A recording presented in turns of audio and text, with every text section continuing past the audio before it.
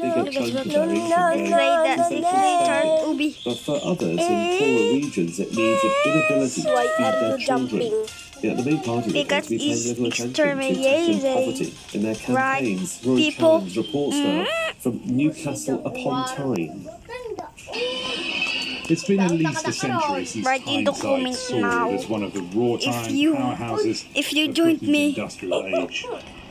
City centre regeneration has kept Newcastle's hospitality humming and the fun seekers coming, but you don't have to stray far to be reminded that North East England has some of the UK's most deprived areas. You can see poverty up close. It's in people's demeanour.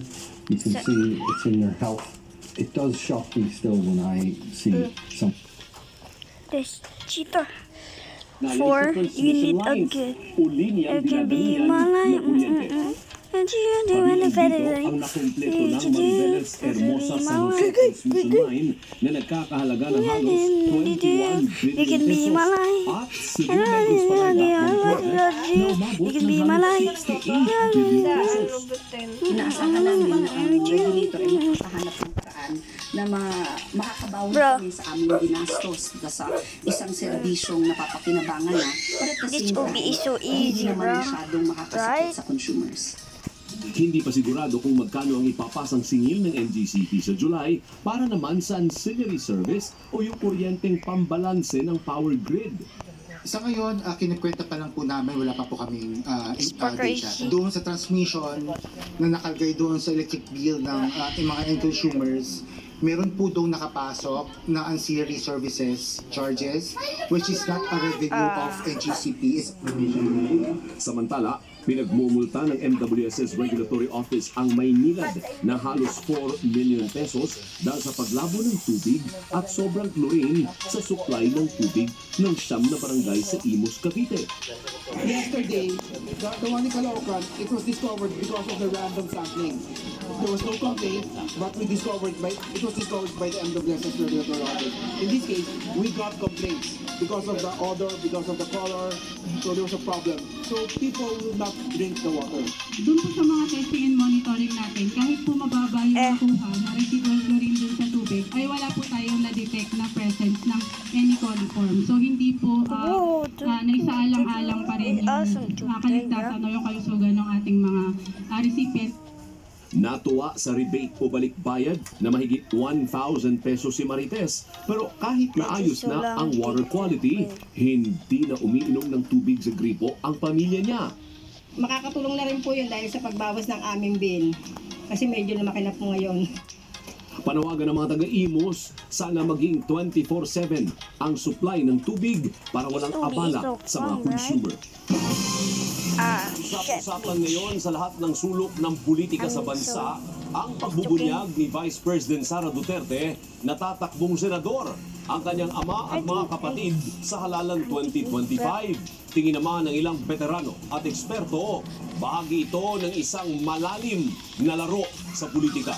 Nagpapatrol, RG Cruz. Para kay Senador Ronald Bato de la Rosa, mas lalakas ang laban nila na Senador Bongo para sa ikalawang termino sa Senado sakaling matuloy ang mag-aamang sina dating Pangulong Rodrigo Duterte, Congressman Paolo Duterte at Davao City Mayor Sebastian Duterte na tumakbong senador sa halalan 2025.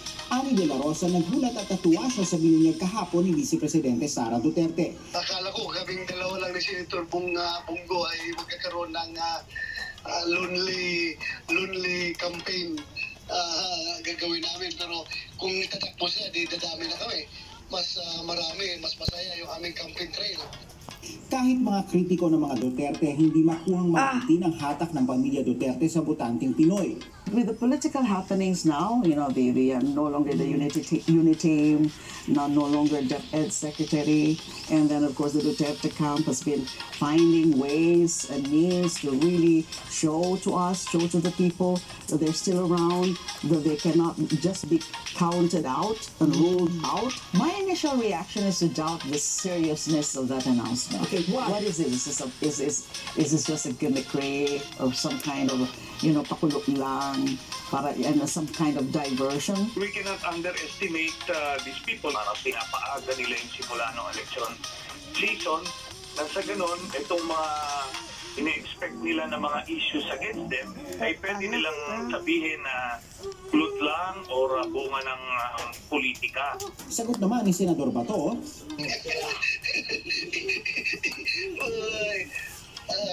I don't know, mahirap pangunahan. Basta ako pag nagsabi si Daisara, si Vice President, ay ako'y naniniwala. Kung sabihin mong binubulabog lang niya, ginugulo niya yung mga tumatangmong senador. That's far from my mind. Sabi naman ni Senate President Francis Escudero, karapatan ng mga Duterte na kumandidato, bagay na sinigundahan ni Speaker Martin Romualdez na muling tatakbo sa halalan 2025.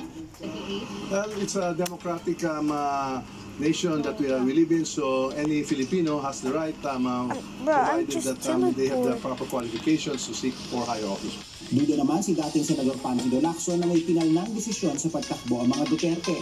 Tingin niya manang-manang Vice Presidente sa dating Pangulo sa paniniwalang mainam sa politika ang laruin ng mga kalaban at paggawa ng issue para mapag-usapan at makuha ang puso ng mga botante. Ito rin ang tingin ng isa pang eksperto sa politika. This is testing the waters. Less than 1 year pa naman yung election pero filing na ng COC sa October. Bukod tangi itong midterm election na to na parang napakatagal maglatag ng mga kandidato. Parang nagpapakairamdaman yung mga politiko. Ayaw munang masyadong diblibinin na dating Senate President Vicente Soto III at Senate President Francis Escudero ang pahayag ng VP Duterte hanggang may maghain na ng kandidatura. Kapuna-puna rin para kay Professor Tayo ang pagdami ng mga political family sa Senado.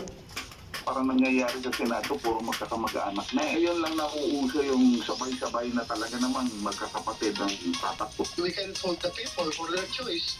Desisyon ng tao yan kung sinong gusto na iboto. Sa ngayon, nasa Senado ang magkapatid na Pia at Alan Peter Cayetano, magkapatid na Jingo Estrada at JB Ejercito at mag-inang Cynthia at Mark Villar. RG Cruz, ABS-CBN News. Pinatawag ng Senado si Bamban Tarlac Mayor Alice Go matapos hindi sumipot sa pagdinig ngayong Miyerkules. Natuklasan naman sa record ng National Bureau of Investigation na may isa pang babae na kapangalan at kapareho ng kaarawan ng alkalde. Nagpapatrol, Victoria Tulay. Pareho ng pangalan at kaarawan pero magkaiba ang mukha. Iyan ang lumalabas sa mga dokumento ng National Bureau of Investigation na nagsasabing dalawa ang Alice Leal Go sa kanilang records. Ang isa ay ang suspendidong alkalde ng Bamban Tarlac at ang isa hindi pa matukoy ang pagkakakilanlan. Is this a case of stolen identity? Has Go having assumed identity of a Filipino woman and then nearly a decade later run for public office? Sino po ang babaeng ito na may pangalang Alice Leal Go pero hindi kamukha ni Mayor?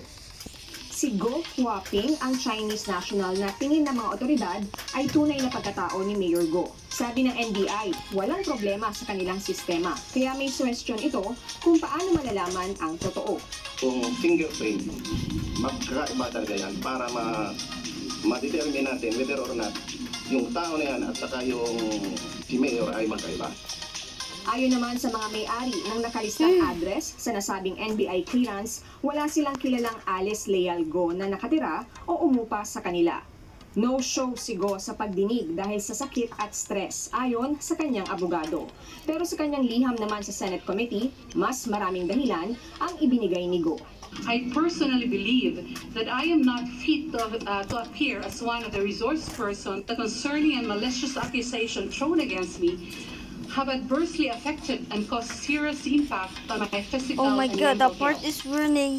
Hindi ito Hurry up if you subscribe and like, hurry up, we're gonna reach for 2.